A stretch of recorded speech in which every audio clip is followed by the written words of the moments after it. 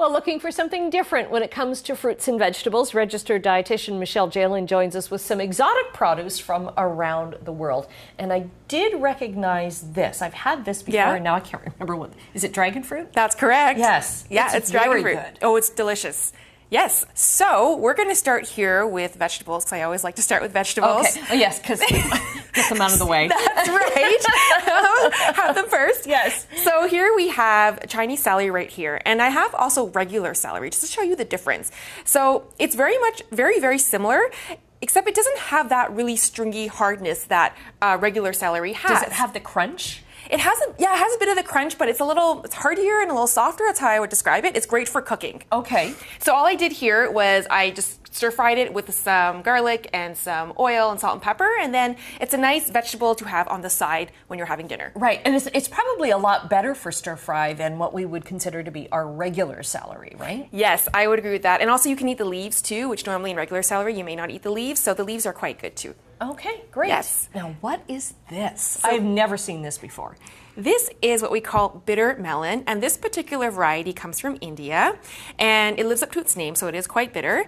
And it's said to have a lot of health properties, like it's good for you if you eat it. I think that's for a lot of things that are kind of bitter tasting, is we tend to think that it's like medicine. And probably good too for your stomach, like for settling an upset stomach, right? You have bitters. Yeah, so it's usually a vegetable as well that you cook with, and it is a melon, so it does have seeds. Here I use it in a stir fry. I put it with other vegan things like black beans, tofu, and snow peas.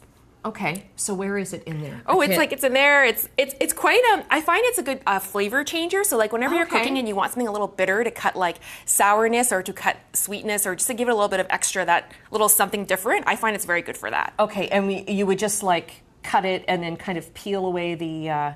That's such a cool box.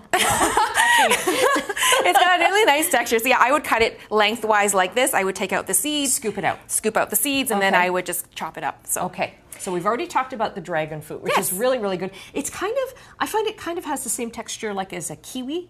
Yes, I would describe it as the same way. So it's very similar to kiwi, and a lot of people are really surprised to see that this is what it looks like on the inside. Yes, because it looks so different on the outside, right? Yes, so here I just use it in a really easy fruit salad right here, and then maybe you can put on some Thai basil for me, just to put a little extra. So this right here is Thai basil, and I would say it's a cross between mint and basil. If you've ever been to it smells really good. Yeah, like a Thai restaurant or a Vietnamese restaurant food, they usually have Thai basil there. It's very popular in Southeast Asia. Okay. Very popular in a lot of different cuisines.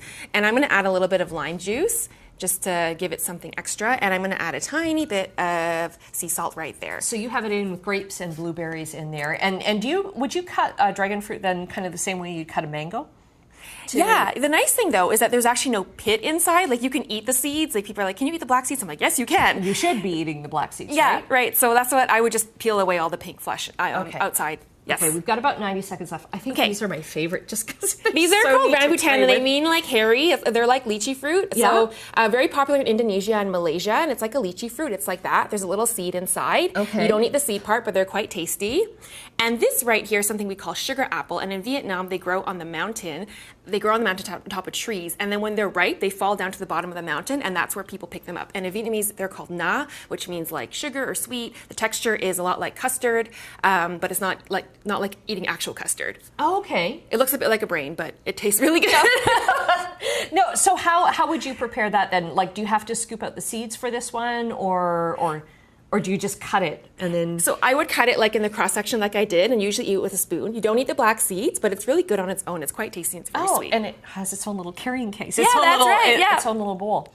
And it smells really neat. Yeah, we can. Okay, and then how would you eat that? Just that's like one serving, or when you cut it, does it just kind of pop out like that? So it pops out. Yep, you're right. So it's kind of see, it looks like this. This one, oh look, I already popped that one. It's got a little seed on the inside. Yeah. And what I would do is I just cut it in half, and you can pop it out. You don't eat the seed. Almost like a little plum. Yeah, or like a little grape or something. Okay, some great ideas here then. So don't bypass these in the grocery store then. Just kind of now take a look at, just add maybe one or two and surprise your family. Yeah. You can find them at most Asian grocery stores too that you can find. So in Hamilton, there's Tan Tan, B&T, and Nations.